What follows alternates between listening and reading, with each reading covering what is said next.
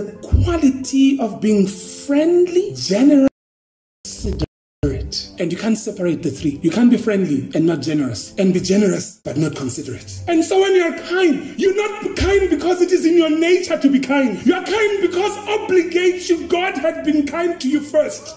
And therefore, as a response, faithful response to God, you put yourself under the obligation of ensuring that you are friendly, generous, and considerate. To go out and show generosity, friendness, mercy, consideration is not a matter of choice for us. We can't choose, because God has already chosen to bestow upon us the kindness that we need to go and live out in the spaces where we exist. And so where there is violence, we are to repron. And where there is hatred, we're obligated to extinguish those through kindness. And so in the people fighting, yours is to respond and extinguish the fight by showing kindness and not taking sides, but extinguish the violence. We should not run away from the reality that we live in a world that is unjust. Father Desmond Tutu says, if you are quiet on injustice, by default, you are on the side of injustice. Our people and communities suffer because there is so much injustice. Where is the justice? We are obligated through God's covenantal love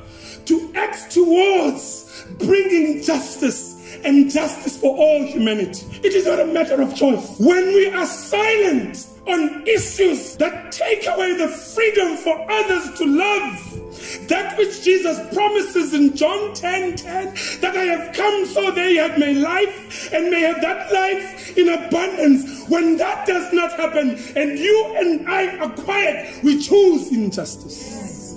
There's no age, there's no gender, there's no size, there's no depth of pocket when it comes to exercising justice. To those under the law, even though myself am under no law, I become one under the law. God initiated the covenant with us, in us. God remains faithful, and he will forever remain faithful to his part of this covenant. All that God seeks from us is to act like he did to us. Nothing less, nothing more. All God requires and begs of us is to act to the world and to our neighbor the same way he acted towards us. To go out there and exercise kindness, justice, and righteousness, because God delights in these.